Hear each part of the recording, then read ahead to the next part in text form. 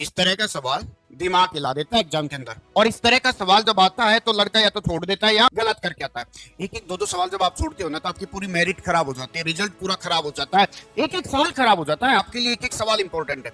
मेरा प्यारा बच्चा, सवाल की भाषा यदि पढ़ ली, सवाल स्पीड से खत्म हो जाएगा। सवाल की भाषा क्या कह रही है? कह रहे हैं सवाल की भाषा कि दो संख्याओं का योग तीसरी संख्या के बराबर है। आप बिना घात के देखो, दो संख्याओं का योग तीसरी संख्या के बराबर है। अगर ऐसी स्थिति मिलती है और उनकी पावर 4 चल रही हो, उनका योग हो रहा बटे में 2 जाकर के वर्गमूल पूछा जाए, तो एक ही ट्रिक है, चाहे सवाल कुछ भी उठा लेना, कह देना बड़ी संख्याओं का तो गुणा करना है और उस गुणा में जोड़ देना है छोटी संख्या का वर्ग। क्या जोड़ देना है? छोटी संख्या का वर्ग। छोटी कौन सी है? 11। बड़ी कौन सी आपके पास में? 12 और 23। छोटी कौन सी है जी? 11। 11 का स्क्वायर। 12 23 का मल्टीपल देखा भाई साहब, 12 और 23 का मल्टीपल क्या हो जाएगा? 23 दूना 46, 276 हो जाएगा, और 11 का स्क्वायर 121 हो जाएगा। टोटल कितना हो जाएगा? 793। 397 ऑप्शन में है क्या? बिल्कुल है जी।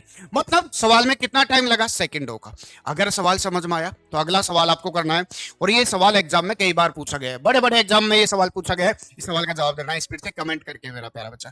मिलते हैं आपसे ऐसे सवालों के लिए कैरियर विल राजस्थान पर।